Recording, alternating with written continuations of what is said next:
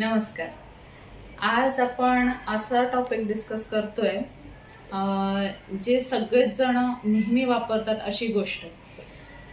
तिला काय म्हणतात माहिती आहे? Earphones, headphones. प्रत्येक जण, अगदी लहान मुलापासून ते 80-90च्या आसपास असलेले आजी आजोबा सगळे जण इयरफोन्स वापरतात. कशासाठी बरं? इंस्टाग्राम बघायचे, फेसबुक बघायचे, रील्स बघायचे, त्या सगळ्यासाठी. ठीक आहे. आणि त्यात आपण तासन तास घालवतो. आपल्याला कळतच नाही 1 तास 2 तास किती तास गेले, पण कानात सतत काय असतात? इयरफोन्स आणि हेडफोन्स.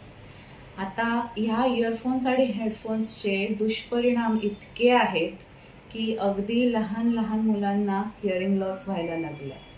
का बरं असं होतंय?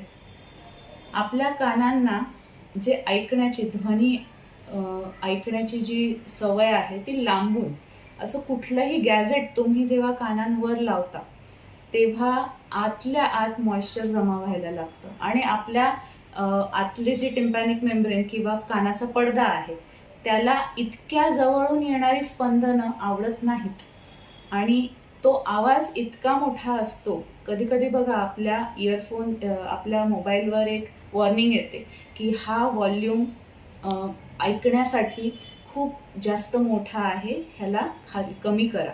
पण आपण काय करतो? जाऊ द्या, करूया, काही नाही, मला नीट ऐकायचं, मला छान ऐकायचं, मला हे कॉन्व्हर्सेशन, हा डायलॉग नीट ऐकायचं किंवा हे म्युझिक मला अजून छान ऐकायचं आहे. या नादात आपण तो व्हॉल्यूम मोठा करतो आणि तासन तास ऐकतो आणि ह्याचा परिणाम आपल्या कानाच्या छोट्या छोट्या बारीक नॅनो केसपेशी आहेत, ते थकून जातात बिचारे.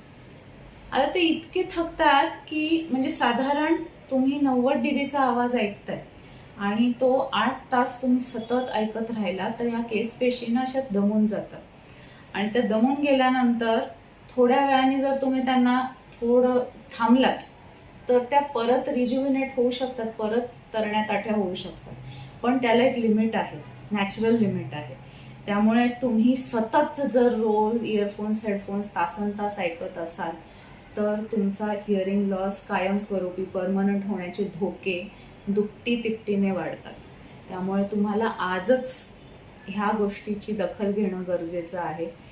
इयरफोन हेडफोन्स वापरायचेच असतील तर दर 10 मिनिटाला गॅप घ्या, ब्रेक घ्या.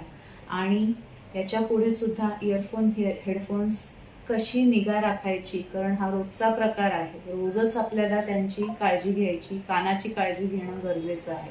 तर या सगळ्या डिव्हाइसेसची कशी काळजी घ्यायची, काय गरजेचं आहे ते आपण नेक्स्ट एपिसोडमध्ये बघू.